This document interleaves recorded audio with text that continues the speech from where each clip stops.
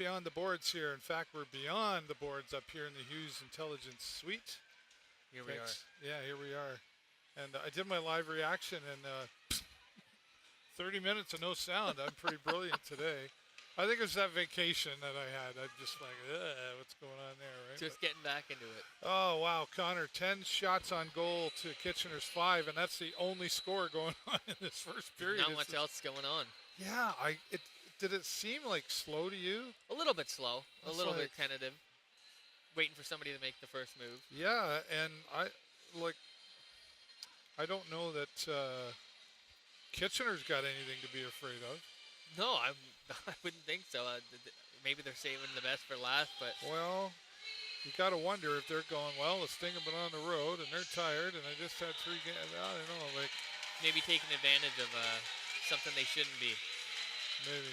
I wish we could show this, folks, but right now there's the so cool. Like, what are they, 5 or 6 years old? The little tykes. Little tykes out there playing hockey. That's awesome. Yeah, I mean, some great opportunities there for the Sarnia Sting, and the strengths that we talked about, like, from the Bodine to the Beckham Edwards and everybody in between, they're dominating this. They dominated that first period. Yeah, it was good. There's a lot of time spent in the offensive zone. Maybe a couple passes that probably shouldn't have happened. A breakaway for Kitchener there. Well, I was gripping the edge of my seat. Right, it was like they were Sergicia right there. Stood on his head there with a great save. He did. But, I mean, that's the adjustments. The errors that you cannot make against a team like Kitchener Rangers that are, again, a big team. They're doing well so far, I think, and a team that nobody really expected much from has also woken up, right? Yeah. The last thing you want to do is send a talented shooter down the ice on his own.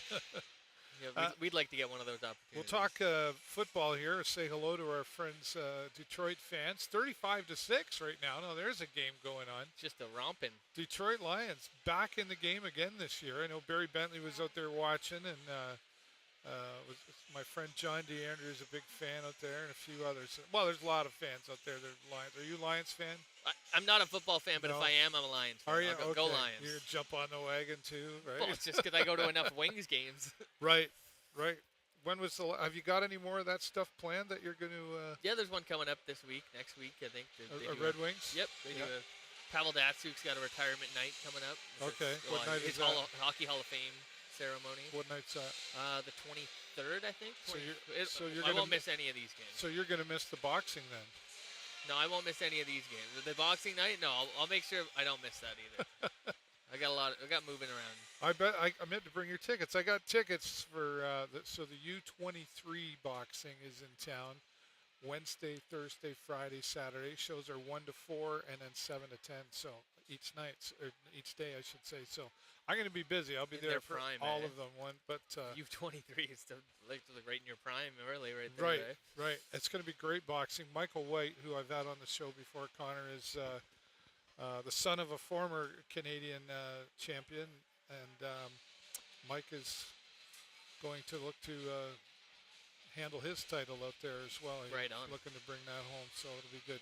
So, anyway, I want to fly the blimp one of these times. They're just down over there, right? You've got the drone experience, right? I do. I got the drone experience. Just show them your license, and you're good to go. Yeah. So, what was it talking about? The blimp. Yeah, I got the drone experience. Something, I don't know, just felt weird out there in that first period. I wasn't getting, it wasn't super aggressive. No, not I thought it would have been. A couple chippy behind the plate. Yeah, but nothing. Yeah, I agree. I think they're both a little worn out. You get to these Sunday games. I don't know if Kitchener's done a 3-3, but I'm sure they've played a couple games this weekend. Sunday too, I don't know, if you were a hockey player, would you sooner be playing the 7 o'clock or the 2 o'clock? I've heard, I think it's the earlier game. You don't have to sit around and think about it all day, or you're tired by the time 7 o'clock goes around. But I think they like these day games better, but I'm not sure. That's a good question for them. Well, there's 3,701 people here today that would say, beautiful turnout. We love being here. Yeah, it's a great turnout, especially the fans. I know I'm a repeat box. I know a lot, but the fans are behind the Sarnia Sting hockey team, and they keep showing up, whether it's day, night. Again, we saw busload go down to Saginaw yesterday. So the fans are there for sure. And I just, though, I would like to hear some more noise. Yeah, you could almost pull a book open and have a nice little read here. Right. And it's like, where are you fans? What do we do? Yeah. Shake them up down there, Connor. I try. Everything short of being rowdy. Right. Well, throw something. Throw a chair or something. Cause a commotion. I don't know. Truly, though, fans, you need to liven it up out there. I mean, because the players do hear it and they feed off that energy, right? So, is there some self-doubt going on out there? I'm sure a little bit of it's that. Just maybe not too excited after such a road trip. Yeah, I suppose, right? Put us down the standings. Oh, who's out here? We got some rivalry out here on TikTok. C. Kraling says, let's go Rangers. Oh, boy. Oh, boy. And Gabrielle says, go Spitfires. Wow. Oh, okay. We got some Windsor folks. They're ganging up on us out there on TikTok. We're going to boast some good teams right there. All right. Well, tap the screen to make up for your insults out there, you guys. It's interesting to me that that there isn't a goal yet. Like I would have thought, like, with all the I don't know, being back home, not that they're, I should rephrase this, I suppose, not that they're not wanting a goal, but I just, with 10 shots on goal, I would have thought that would have gone in there by now, and is that the lack of play, or is that, Parsons, right? He's in there. Yeah, he's been doing a great job by himself, but he's maybe not enough high danger chances, just a lot of, shots that he sees that he knows he can make a save on. Right. You gotta get him to move around in the crease. A couple one-timers. Like Karimov had a great wraparound there that I don't think he saw coming. He almost stuffed it in there. I thought, wow, that would have been an amazing goal too, right? Yeah. Well, you're rooting for your boy. I am for sure. He works hard behind the nets. Like he's a great player. I like him. Is there? But there's something to be said for predicting a team and predicting players. Like we've talked before about, they're watching the videos or the whatevers. Is Sarnia staying a predictable team?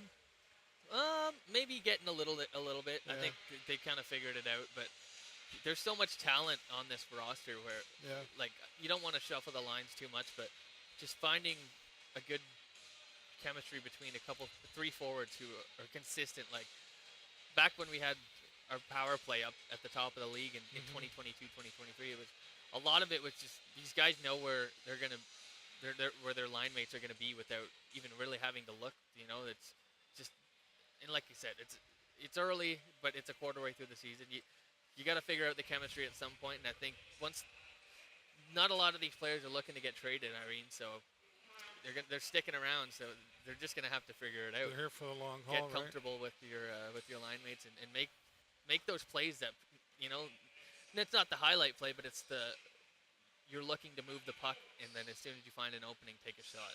Like they look like they're twins or whatever. They're reading each other's minds. Yeah, just a bit of that. Yeah, you talk about frustration as a player, but as a coach, you're trying to stay positive, keep your composure, probably in front of the players, staying happy, but at the same time, going to I call it the philosophy of Alan Letang and his coaching staff. They're very realist at the same time as well. Like, I don't know, what are they talking about in there right now? Are they going, okay, adjust this, adjust that, or just keep doing what we talked about at practice, but I push a little harder? What do you think's happening in that locker room? You love to be a fly on the wall. Right, again, right? It's a hard one to predict because he's such a level-headed guy, but, at some point you probably got to think that he's getting a little bit frustrated, like you said. But just, I don't know. It's a matter of remaining calm or really being strict and saying, hey, you guys got to dig in. We're close. Like, we're coming.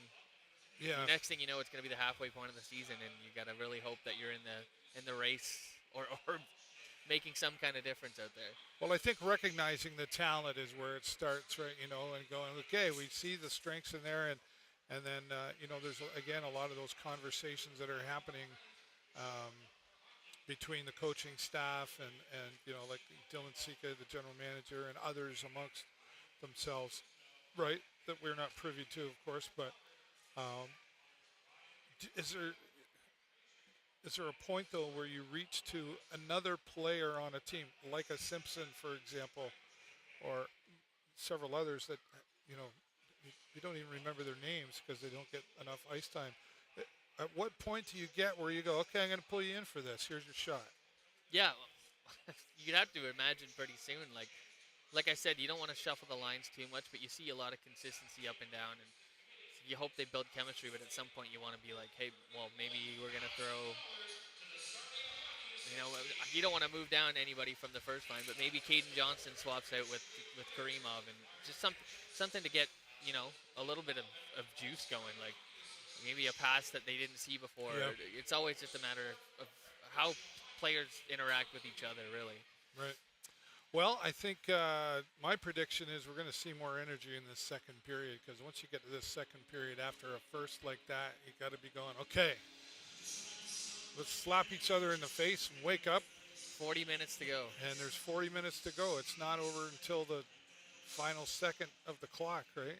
So to speak. So. But I think the stinger in this game, like I say, I'd like to see a little more speed out there, a little more passing. Like there was a lot of, just better pass.